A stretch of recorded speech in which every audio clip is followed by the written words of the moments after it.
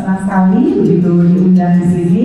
Kita akan belajar sama-sama. Sebenarnya sih bukan hanya Bapak Ibu sekalian yang akan belajar dari saya, tapi saya juga akan belajar dari Bapak Ibu sekalian ya mengenai dinamikanya. Jadi ada pertanyaan aja yang selama ini mungkin galau nanti ya silahkan bisa di share, bisa ditanyakan langsung dengan saya gitu. Kalau malu di share aja, nanti tanyanya secara online. Oke, yuk kita mulai dari slide pertama. Oke.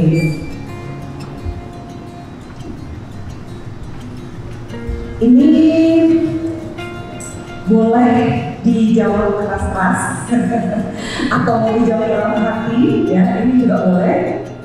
Dari skala 1 sampai 10, ya 1 itu adalah tidak penting sama sekali, sementara yang 10 adalah penting sekali untuk menjadi bahagia di dalam pernikahan. Berapa skala Anda? 10, 9, 12. Melebihi ekspektasi ya Pak ya. Ada yang di bawah 5? Ya udah lagi gini aja, gak apa-apa kok. Atau udah tua lah, gak apa-apa lah, bahagia itu apa sih gitu ya.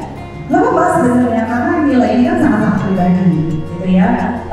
Anda boleh pilih sendiri sebenarnya dari skala 1 sampai 10 berapa sih? Kebanyakan tadi cepat sekali banyak yang jam 10 gitu ya. Ada bahkan yang sampai 12 lebih ekspektasi.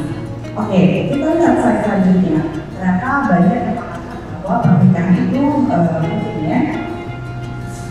Jika skala kebahagiaan di atas 6, pertanyaan selanjutnya, apa yang sudah Anda lakukan ya untuk bahagia bersama dengan pasangan Anda?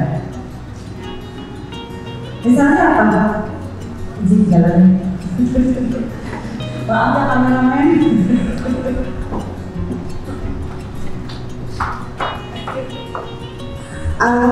Siapa yang mau jawab? Apa yang sudah Anda lakukan untuk bahagia bersama dengan pasangan Anda? Sering transfer daripada bunga, ya nanti mendingan bunga bank ya Pak ya. Ada lagi?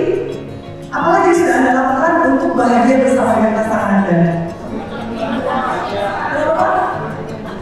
Sering ketemu Pak, berzina ya Pak ya. Apapun dilakukan. Apa lagi yang Anda lakukan demi cinta Anda pada pasangan? Pijit.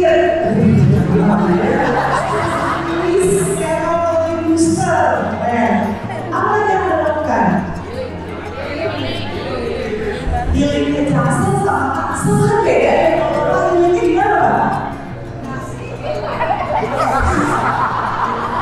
Bukan dulu. Oh bukan dulu ya. Healing kan mesti yang simpel-simpel ya. Kalau healingnya mahal ya abis healing mesti mana mikir kayak gimana. Apa lagi yang Anda lakukan untuk bahagia dalam pernikahan Anda? Belajar menerima kekurangan dan kelebihan, ya.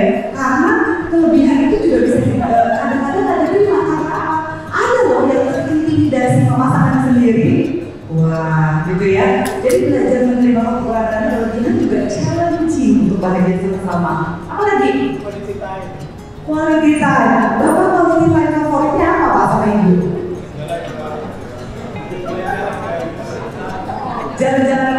Kalau jalan-jalan sering gandengan tangan nggak Pak? Iya. Kadang-kadang saya kalau kasih PR klien saya juga gitu. Nanti pulangnya gandengan tangan ya. Aduh, apaan sih bajunya aneh banget mesti gandengan tangan. Ada yang mesti isi gandengan tangan?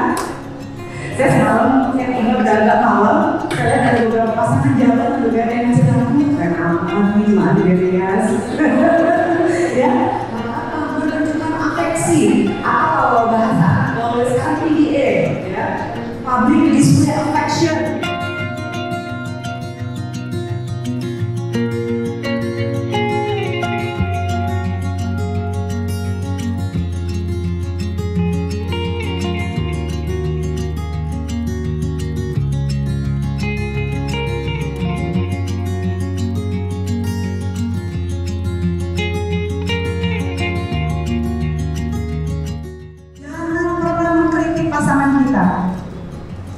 kritik yang membangun sekalipun, kalau mau kritik di kantor aja lah, tempat kerja aja lah, di lingkungan sosial.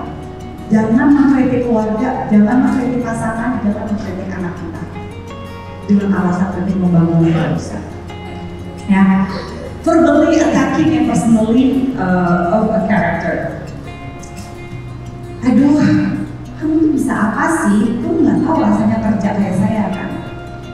Kamu juga nggak tahu rasanya saya stres di rumah kayak apa. Apa mau kita gantian aja? Kamu aja yang kerja, kamu aja yang di rumah. Itu kritik Bapak Ibu sekalian. Ya, boleh marah, boleh komplain, tapi tidak boleh memuji pasangan. Your feeling are valid, but bad behavior is not. Kita boleh merasa marah pada pasangan kita boleh kecewa pada pasangan kita tidak boleh mengkritik pasangan kita boleh komplain. Ya, caranya apa? Dengan gentle startup. Talk about your feeling using I statement. Jadilah individu yang asertif. Sayang, aku kecewa banget deh. Ya, ketika aku lagi mau curhat sama kamu soal kerjaan, soal kejadian di rumah, ya, kamu malah marah balik sama saya. Saya mesti gimana balik sama kamu? Selalu gunakan kata-kata yang berhubungan dengan perasaan. Saya merasa. Karena kalau Anda mengatakan apa yang Anda pikirkan, Anda sedang mengkritik pasangan Anda. Ya, misalnya,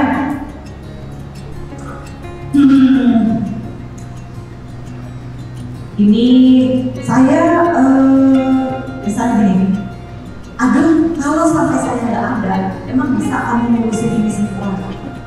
Kalau saya nggak ada, kamu bisa emang hidup dengan hasil kamu sendiri? Nah, kayak gitu-gitu. Misalnya aduh yang saya frustrasi banget nih, gimana caranya saya pengen punya quality time sama kamu, tapi kayaknya kamu sibuk. Saya mesti gimana ya? Saya sedih deh.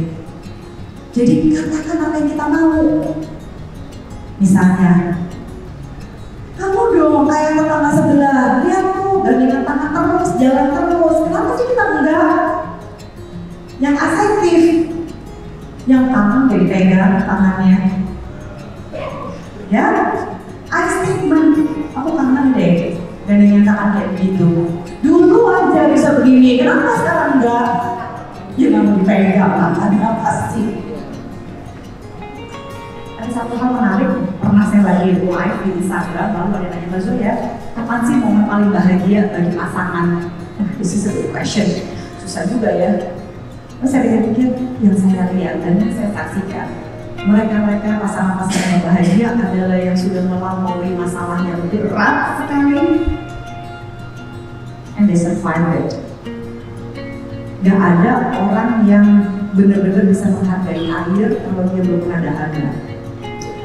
Saya tidak mendoakan Anda mendapat masalah lalu jadi baru bisa belajar, tidak. Minimal dari apa yang pernah kita alami dalam pernikahan kita belajar dari kesalahan kita.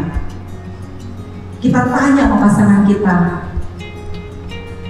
apa sih yang bisa kita lakukan supaya nggak gitu lagi? Apa dukungan aku supaya nggak seperti itu lagi? Ya. 4 hal ini adalah 4 penunggang kuda di akhir zaman.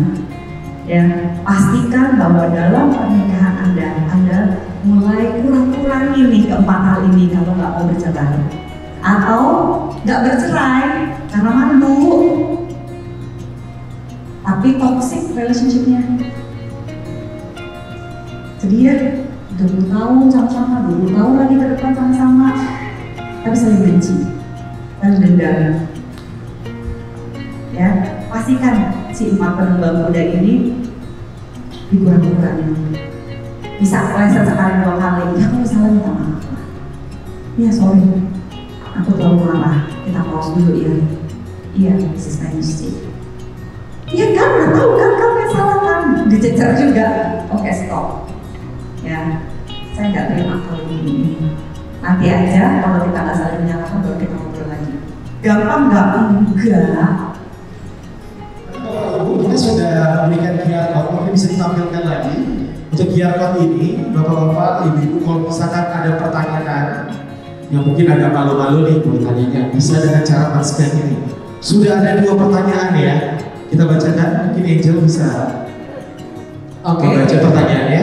Ya, kalau buat perempuan 9 kali enak dia dapat orgasme, sekali dia sakit perempuan akan tidak merasa sakitnya. Laki-laki 10 kali berhubungan seks, 9 kali enak, sekali gagal laki-laki akan ingat kegagalannya.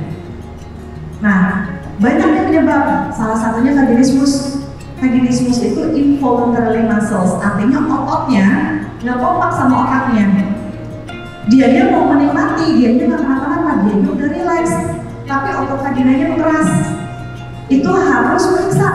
Biasanya saya akan anterin klien saya ke OB-GYN. Ya, kalau dia baru mau penetrasi ujungnya aja udah sakit, itu ada beberapa perawatan atau treatment. Ya, vaginismus itu real, bukan karena Anda kurang relax. Otot vagina Anda ngambek aja tiba-tiba, kita nggak tahu kenapa. Bisa jadi karena trauma, bisa jadi karena banyak hal. Ya, kita nggak tahu. Tapi bisa jadi begini, ya. Bagi mereka-mereka yang terutama usianya sudah di atas 40 tahun, ya, kita bersahabat aja lah sama gel. Ya, 40 tahun itu kita sudah memasuki masa premenopause.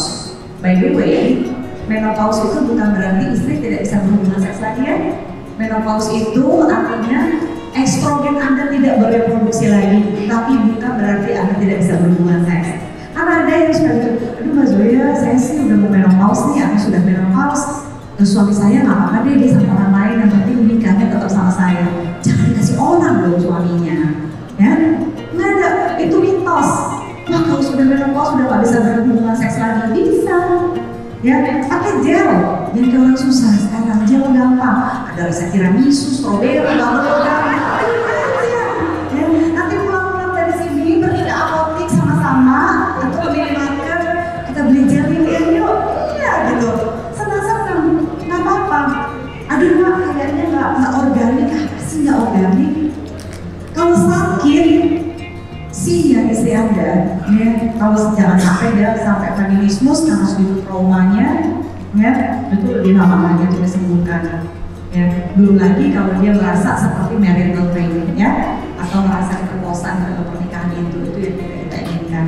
Jadi kesakitan itu nyata, dengarkan kalau istri Anda ngerasa itu sakit, belikan dia gel, masih nggak bisa juga. Datanglah ke klinik saya. Nanti ada dokter andrologi sekalian promosi ya. Ada dokter andrologi, ada OB-GYN, ada kulit kelamin, di situ kami lengkap di sexual health center. Dan penanganan seperti ini bukan hal yang sepele ya. Jangan sampai sudah berdarah-darah, sudah luka, sudah ini itu, atau sudah banyak trauma baru datang. Kalau memang sudah sakit dari awal, ya belilah gel, pakailah 1-2 pump, atau pakai kondom lagi nggak apa-apa. Ya kan, pakai kondom itu bisa menyenangkan. Lalu sekarang macam-macam, ada yang ice and fire, rasanya dingin-dingin, hangat, dingin-dingin, hangat. Ada yang gerigi-gerigi, seru banget kan? Ada yang pakai pita, ribbon gitu, jadi ada gerg-gergnya gitu di dalam. Cobain deh, ya, itu bisa buat bersenang-senang gitu. Karena kalau sakit kan nggak enak. Jadi nggak semacam kayak penis masuk ke vagina jerk langsung enak, nggak bisa kayak begitu. Mesti dicari G-spotnya dulu, mesti dicari ini itu. Dan biasanya itu bisa didapatkan pada saat konseling, ya karena ada hal yang terlalu vivid yang nggak mungkin saya kasih tahu di sini. Nanti kalau misalnya ada yang membutuhkan gitu, ini lah kita harus siap-siap nih mau memasuki masa menopause. Dan bagi perempuan, ya jika sampai pada masa Anda pre-menopause dan menopause, Anda reguler berhubungan seks, ya pada saat Anda menopause, Anda tidak akan tersiksa dengan fluktuatifnya hormon, ya. Jadi hubungan seks yang sehat itu justru akan membuat kondisi Anda pada saat menopause malah lebih nyaman dibandingkan mereka yang tidak reguler berhubungan seks. Jadi kalau sakit, ya bersahabat dengan gel. Jangan pakai ludah, ya bapak-bapak awas ya, kebanyakan nonton porno, ya gitu. Aduh, bakterinya saya stres bayanginnya. Kasihan dokter SPKK saya nanti. Ya jangan pernah pakai ludah, ya. Atau misalnya bisa pakai olive oil atau bisa pakai virgin coconut oil. Tapi kalau banyak friction itu biasanya panas nanti vaginanya. nggak enak, udah lebih jalan-jalan murah, ya enak lagi, wangi gitu ya, nyaman hubungan seksnya kayak gini. Thank you. Mbak Soya, bagaimana menghadapi istri yang mengidap penyakit kejiwaan yang seringkali marah atau mengapa? Oke, Bapak sekalian, tolong jangan cepat memberikan label atau memberikan diagnosis kecuali Anda psikiater atau psikolog, ya. Seringkali itu malah bikin istri tambah murka. Ya, kamu tapi sakit jiwa, kenapa tiba kamu ngamuk? Gak ada orang ngamuk tiba-tiba. Gangguan jiwa aja biasanya adalah precipitating event, kumpulan kejadian-kejadian kecil yang sudah puluhan tahun. Dia ngamuknya sekarang itu mungkin ada kumpulan kekesalan selama berapa lama usia pernikahan Anda, Pak? Yang kecil-kecil yang numpuk dan yang meledak jadi ngamuk. Gak pernah ada orang tiba-tiba ngamuk begitu aja. Kok biasanya baik-baik aja? Ya mungkin karena kita budaya patriarkinya sangat kuat. Ya udah deh, kita perempuan harus menerima aja, begini aja. Nah, penerimaan yang tidak ikhlas tadi menjadi resentment. Akhirnya resentment itu bentuknya adalah ngamuk. Ya, kalau memang Bapak khawatir istri Anda mungkin mengalami masalah kejiwaan atau gangguan kepribadian, konselingnya Pak ya, ke ahlinya. Boleh ke saya, boleh cari psikolog klinis. Ya, harus psikolog klinis ya. Jangan asal terapis gitu loh, mau dia gelarnya apa kalau dia tidak ada psikolog klinisnya. Bapak bisa ke websitenya IPK, Ikatan Psikolog Klinis Indonesia. Di situ Anda bisa mencari psikolog klinis bersertifikasi yang ada terdekat di daerah Anda. Ya, jadi cari yang kredibel, jangan sekarang ya udah muda, coba dikonsultasikan. Kalau memang mereka punya gangguan kejiwaan karena apapun, ya ayo cepat diatasi dong. Kasihan kan? Kasihan Anda juga Pak, dan kasihan istri Anda juga.